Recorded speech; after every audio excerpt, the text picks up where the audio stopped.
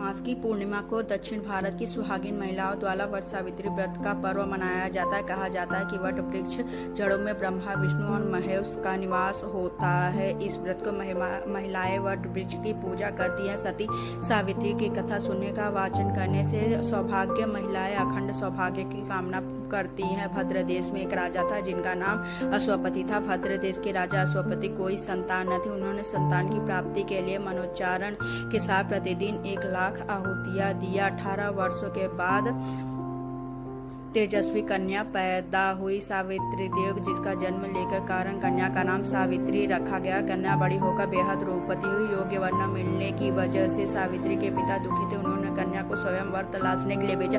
सावित्री तपोवन में भटकने लगी। वहां स्वल्प देश के राजा रुक्मन रहते थे, क्योंकि उनका राज्य कोई भी छीन लिया था। उनके पुत्र सत्यवान को देखकर सावित्री ने पति के रूप में उन्हें स्वीकार किया। ऋषिराज नारद ने जब यह देखा तो वह अश्वपति के पास पहुंचे और कहा कि हे राजन, यह कन्या यह क्या कर दिया आपने? रूपवान, धर्मवान और बलवान भी हैं, पर उनकी आयु छोटी है, वह अल्पायु। 1 वर्ष के बाद ही उनकी मृत्यु हो जाएगी। ऋषिराज नारद की बात सुनकर राजा अश्वपति घोर चिंता में डूब गए। सावित्री से उन्होंने पूछा तो राजा ने कहा, पुत्री, तुमने जिस राजकुमार को अपने वर के रूप में चुना है।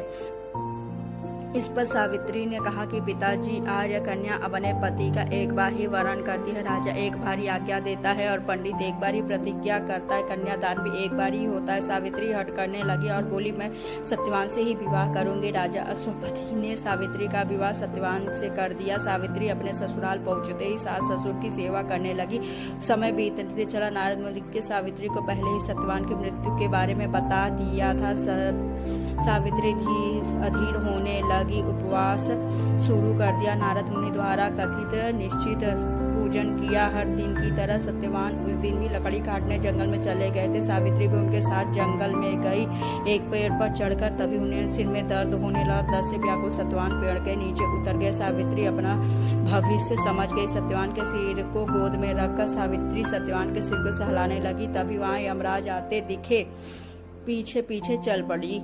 यमराज ने सावित्री को समझाने की कोशिश की कि यह विधि का विधान है, लेकिन सावित्री नहीं मानी। सावित्री की निष्ठा और प्रतिपराष्ठा को देख यमराज ने सावित्री से कहा कि हे देवी, तुम धन्य हो, तुम मुझे से कोई भी वरदान मांगो। सावित्री ने कहा कि मेरा सास ससुर वनवासी और अंधे हैं, उन्हें आप दिव्य ज्योति प्रदान करें। यमराज ने कहा कि ऐसा ही होगा, आओ अब लौट जाओ। लेकिन सावित्री अपने पति सत्यवान के पीछे पीछे चलती रही। यमराज ने कहा कि देवी, तुम वापस जाओ। सावित्री ने कहा, भगवान, मुझे आप प्रतिपदा पीछे पीछे चलने कोई विपत्ति नहीं है, पति के पीछे कर्तव्य है। सावित्री बोली, हमारे ससुर का राज्य छिन गया है, उसे पुनः वापस दिला दे। यमराज ने सावित्री को यह वरदान भी दे दिया। कहा, अब तुम लौट जाओ। लेकिन सावित्री पीछे पीछे चलती रही। यमराज ने सावित्री को तीसरा वरदान मांगने को कहा। इस पर सावित्री ने संतान और सौभाग्य का वरदान मांगा। यमराज ने इसका वरदान भी सावित्री को दे दिया। सावित्री ने यमराज से कहा कि प्रभु, मैं एक प्रतिव्रता पत्नी हूँ, आपने मुझे पुत्रवती होने का आशीर्वाद दिया। यह सुनकर यमराज को सत्यवान के प्राण छोड़ने पड़े। यमराज अंतर ध्यान हो गए। सावित्री उसी वट के वृक्ष के पास आ गई। पति की मृत शरीर पड़ा था। सत्यवान जीवित हो गया और दोनों